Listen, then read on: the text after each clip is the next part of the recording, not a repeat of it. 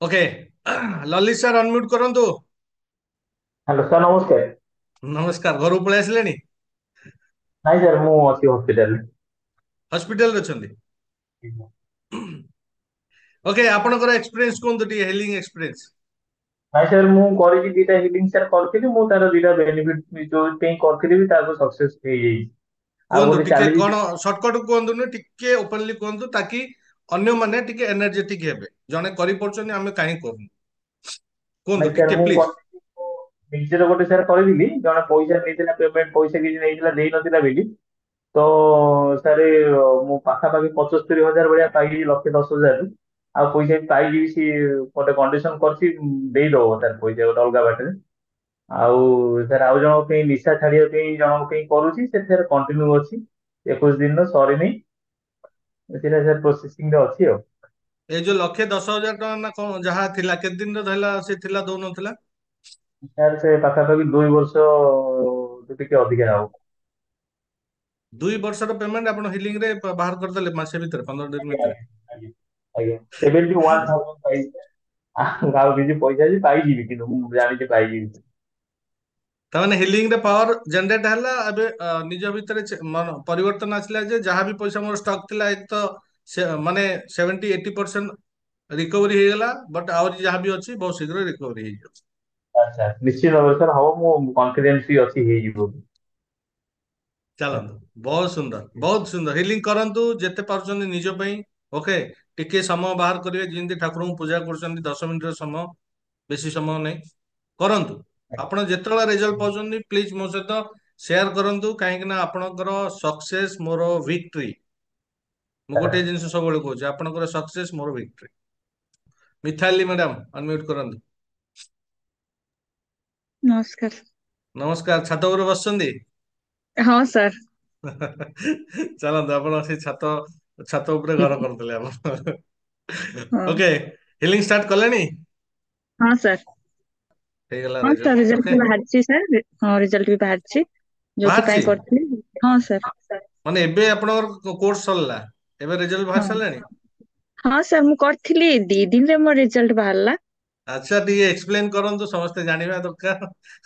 ହଁ ସାର୍ ମୁଁ କରିଥିଲି ଅ ଗୁରୁବାର ଦିନ, ସେଇ ଯୋଉ ପଇସା ପାଇଁ ହଁ ମୁଁ ହଁ। କଲି। ଆଉ ତାର ସେକେଣ୍ଡ ଦିନରେ ହିଁ ମୋ ରେଜଲ୍ଟ ଆସିଲା ସାର୍। ସେ ମତେ ପଇସା ଫେରସ୍ତ କରିଦେଲେ।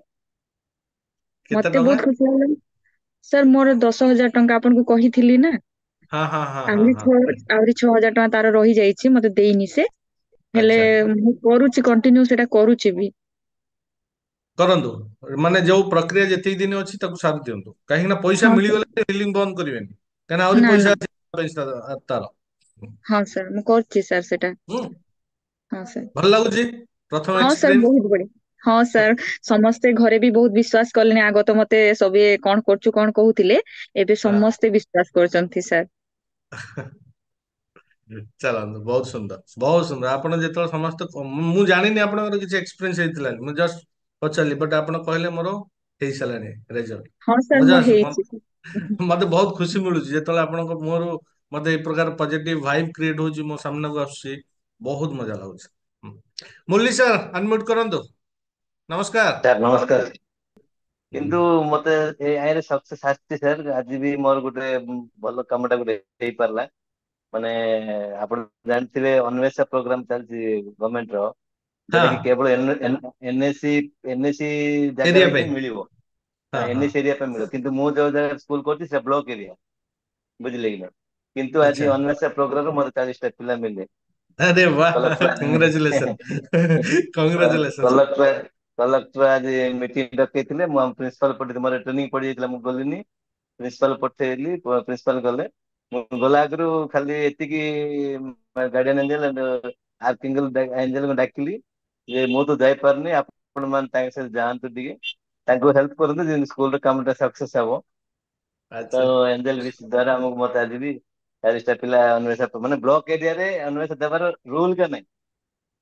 ओके। କିନ୍ତୁ ତାକୁ ଇମ୍ପ୍ଲିମେଣ୍ଟ କଲେ, ମାନେ ପୁଣି ସେଥିରୁ ଆପଣ ଷ୍ଟୁଡେଣ୍ଟ ବାହାର କରିଦେଲେ 40 ଷ୍ଟୁଡେଣ୍ଟ। ହଁ 40 ପିଲା ସେମାନେ ନିଜେ ଦେଲେ, ସେମାନେ 40 ପିଲା ଯାଅ, କଲେକ୍ଟର ଆଜି ବହୁତ ବଡ କହିଦେଇଛନ୍ତି। ଆଚିଭମେଣ୍ଟ। ଏଟା ଆପଣଙ୍କ ପାଇଁ ବହୁତ ବଡ ଆଜ୍ଞା ଆଚିଭମେଣ୍ଟ। ନିଶ୍ଚୟ ନିଶ୍ଚୟ। ଥ୍ୟାଙ୍କ ୟୁ ଚାଲନ୍ତୁ, sir, thank you healing so start much. କରନ୍ତୁ। थैंक यू हाँ थैंक यू କରିବି हिलिंग ସାର୍ स्टार्ट ନିଶ୍ଚୟ कले କରିବି ଟିକେ। ଆପଣ ହିଲିଂ ଷ୍ଟାର୍ଟ କଲେନି ନମସ୍କାର ହଁ ସାର୍ ନମସ୍କାର କରୁଛି ସାର୍।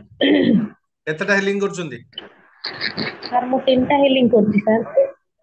ସାର୍ ଶୁଣନ୍ତୁ ମୋର କାମ ହେଇନି ମୁଁ କହିବିନି, କାମ ତ ବହୁତ ହେଇଛି କିନ୍ତୁ ମୁଁ ସେମିତି ବଡ କିଛି ମାନେ ମୋ ସାମ୍ନାରେ ସେମିତି ବଡ କିଛି ଆସିନି, କିନ୍ତୁ ମୁଁ ଯୋଉ ଡିପ୍ରେସନ ଥିଲି, ତାପରେ ଯୋଉ ମୋର ଛୋଟ ଛୋଟ ଯୋଉ ମାନେ ହେଇଛି ସାର୍ ବହୁତ ହେଇଛି ମୁଁ କାମ ଜାଣିଛି ହେଇଛି। ଆଗରୁ ଯୋଉ ଟେନସନ ରେ ଆପଣ ରହୁଥିଲେ ଯୋଉ ଷ୍ଟ୍ରେସ ରେ ରହୁଥିଲେ ଆପଣଙ୍କ ଚେହେରା ଦେଖିଲେ ଜଣା ପଡୁଛି ଆପଣ ବାହାରି ଗଲେଣି କିନ୍ତୁ ହିଲିଂ ପାଇଁ ଯୋଉ ଏନର୍ଜି ଦରକାର ସେଇ ଏନର୍ଜି ଆପଣ କ୍ରିଏଟ କରିପାରୁନାହାନ୍ତି କାହିଁକି ନା ମନରେ ଟିକେ ଭୟ ରହୁଛି ଷ୍ଟ୍ରେସ ରହୁଛି ବାହାରିଛନ୍ତି ନୋ ଡାଉଟ ତଥାପି କିଛି ନା କିଛି ଅଛି ଯୋଉଟା କି ଆପଣଙ୍କୁ ଟିକେ ଡିଷ୍ଟର୍ବ କରୁଛି ଆଉ ହିଲିଂ ରେ ଆପଣଙ୍କୁ ସେଥିପାଇଁ ଲମ୍ବା ସମୟ ଗଲାଣି କିଛି ନାହିଁ ଆପଣ ଭାବନ୍ତୁନି ଯେ ମୋର ଇଏ ପାଇଁ ତାକୁ ପଜିଟିଭରେ ଭାବନ୍ତୁ ଯେ କିଛି ଗୋଟେ ବଡ ଜିନିଷ ହବାର ଅଛି ଆଗକୁ ଯାହାଦ୍ୱାରା କି ଟିକେ ସମୟ ଲାଗୁଛି ତାପରେ ସାର୍ ମୁଁ ବି ଭାବୁଛି ମୋର ଟିକେ ବଡ କାମ ସାର୍, ମୁଁ ତ ଛୋଟ ଜିନିଷକୁ ହିଲିଂ କରୁନି ସାର୍।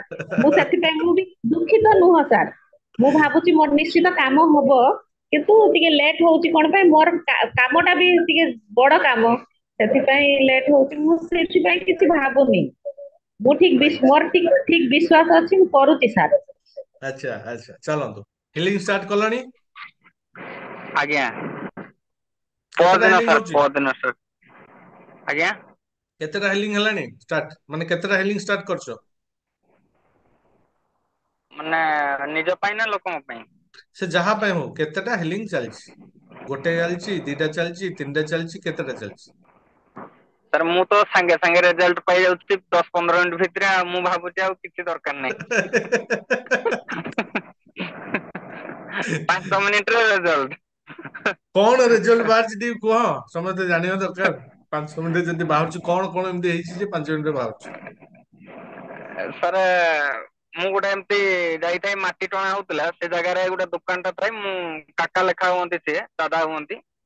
ସେ କହିଲେ ମୁଁ 2 ଦିନ ହେଲା ରାତିରେ ଗୋଟେ ଡାବଟାକୁ ଉଠେଇଲି ରାତି 2ଟା ବେଳେ ଯେ, ଆଉ ମୋର ଏ ବୁଢା ଆଙ୍ଗୁଠିଟା ପେନ୍ କରୁଛି, ଫୁଲି ଗଲାଣି, ଆଉ ମେଡିସିନ ବି ଖାଉଛି ବଥା କମୁନାହିଁ। ମୁଁ କହିଲି ଏଇଟା ଗୋଟେ କଥା ନା କାକା, ଏଇଟା ସାଙ୍ଗେ ସାଙ୍ଗେ ପଳେଇବ। ସାର୍ ବିଶ୍ୱାସ ଆଚ୍ଛା କରିବେନି ମୁଁ ହିଲିଂ ତାଙ୍କ ଉପରେ ସାରି ନାହିଁ, ତାଙ୍କ ହଁ ହାତ ମାନେ ଠିକ ହେଇଗଲା, କହିଲେ ବହୁତ ବଢିଆ ଛୁଆ, ଏଇଟା କଣ କଲୁ ଯେ ମୋ ହାତଟା ପୁରା ଠିକ ହେଇଗଲା, ଫୁଲାଟା ଅଛି କିନ୍ତୁ ହାତ ପୁରା ବଥା ନାହିଁ ଟୋଟାଲି। ଆଚ୍ଛା ବୁଝିପାରିଲେ ସାର୍, ମାନେ ଅତି ବେଶୀଟା 10 ମିନିଟ, 10 ମିନିଟ ଭିତରେ ମୋ ପାଖରେ କିଛି ଦୀପ ଫିପ କାର୍ଡ କିଛି ନାହିଁ, ଡାଇରେକ୍ଟ ଏମିତି। ଆଚ୍ଛା ଆରେ ବା ଇଏ ଇଏ ତ ସାର୍ ଡିଫରେଣ୍ଟ ଟେଷ୍ଟ ମତେ ତାଙ୍କୁ ଲାଗିଲା ତମ କଥାରୁ ଲାଗୁଛି ଗୋଟେ ଡିଫରେଣ୍ଟ ତମର ଏକ୍ସପିରିଏନ୍ସ ହେଇଛି ଏଟା ଏଟା ମୁଁ ଫାର୍ଷ୍ଟ ଟାଇମ ଶୁଣୁଛି ଆଜ୍ଞା ସାର୍, ହୁଁ ନାଇଁ ସାର୍ ଏଟା ସତ କଥା।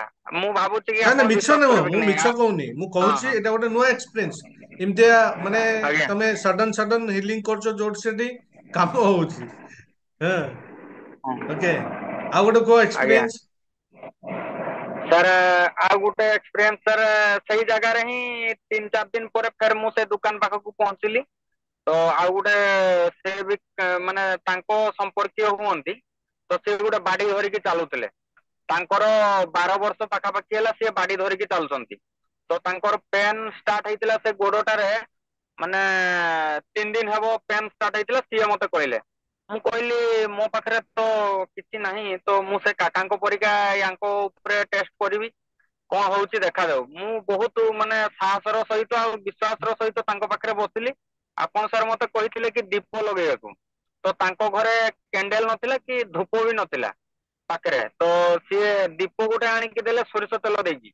ସାର୍ ସେଇ ଦୀପରେ ମୁଁ ହିଲିଂ କଲି, ଆପଣ ବିଶ୍ୱାସ କରିବେନି ଅଧଘଣ୍ଟେ ଭିତରେ ସେ ଲୋକ ଚାଲିକି ଗଲା କାକାଙ୍କ ଘର ଦୋକାନରୁ ପାଖାପାଖି 300-400 ମିଟର ନା 200 ମିଟର ଖଣ୍ଡେ ହବ, ସେ ଚାଲିକି ଗଲେ, ଯାଇକି କାକାଙ୍କୁ ଡାକିକି ଆଣିଲେ ଯେ ମୁଁ ଚାଲିଲି ବୋଲିକି। ସିଏ ମତେ କାକା ଖାଲି କହିଦେଇଥିଲେ, ମୁଁ ଆସିଲା ବେଳକୁ କାକା ନଥିଲେ, କିନ୍ତୁ ମୁଁ ତାଙ୍କ ହିଲିଂ ସାରିକି ଚାଲିଲା ବେଳକୁ ସେ କାକା ପହଞ୍ଚି ଯାଇଛନ୍ତି। ମୁଁ କହିଲି ଏବେ ତୁମେ ଯାଅ ତାଙ୍କୁ ଡାକିକି ଆଣ, ମାନେ ମୁଁ ନିଜେ ଇମାଜିନ କରିପାରୁନି ସାର୍ ସିଏ କେମିତିଆ ଠିକ ହେଇଗଲେ ଆଉ ଚାଲିଲେ ବୋଲିକି, ମୁଁ ନିଜେ କନଫ୍ୟୁଜ ହେଇଗଲି।